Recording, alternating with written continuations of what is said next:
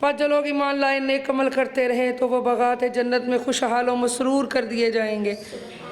اور جن لوگوں نے کفر کیا ہماری آیتوں کو اور آخرت کی پیشی کو جھٹلایا تو یہی لوگ عذاب میں حاضر کیے جائیں گے۔ پس تم اللہ کی تسبیح کیا کرو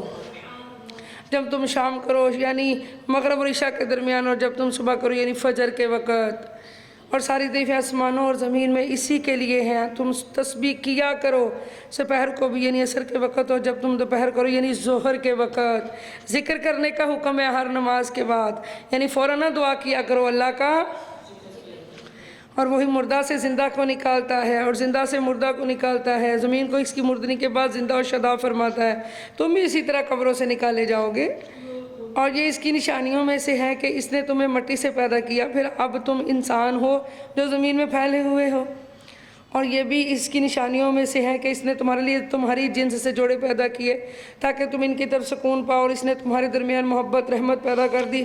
بے شک اس نظام تخلیق میں ان لوگوں کے لیے نشانیاں جو غور و فکر کرتے ہیں، اور اس کی نشانیوں میں سے آسمانوں اور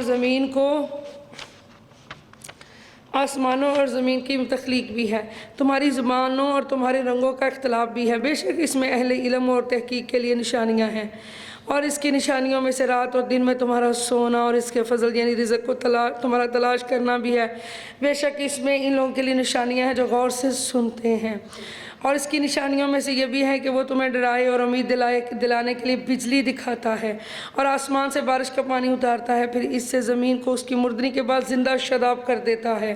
بے شک اس میں ان لوگوں کے لیے نشانیاں ہیں جو عقل سے کام لیتے ہیں۔ اور اس کی نشانیوں جن کے پاس قرآن نہیں ہے ان کو قرآن دے دیں، ساتھ بیٹھ کے پڑھیں، سن لیں، دیکھ بھی لیں، بے شک اس میں ان لوگوں کے لیے نشانیاں جو عقل سے کام لیتے ہیں۔ اور اس کی نشانیوں میں سے یہ بھی ہے کہ آسمان زمین اس کے نظام عمر کے ساتھ قائم ہے، سبحان اللہ۔ پھر جب وہ تم کو زمین سے نکلنے کے بعد ایک بار پھر پکارے گا تو تم اچانک باہر نکل آؤ گے۔ اللہ کے لیے کچھ مشکل نہیں، سونا جاگنا یہ مرنا اور جینا ہی ہے، جس طرح تم سوتے ہو اٹھتے ہو تو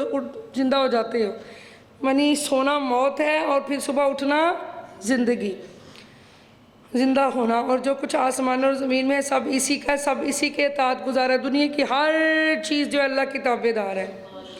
اور وہی ہے جو پہلی بار تخلیق کرتا ہے پھر اس کا اعادہ فرمائے گا، اور یہ دوبارہ پیدا کرنا اس پر بہت آسان ہے۔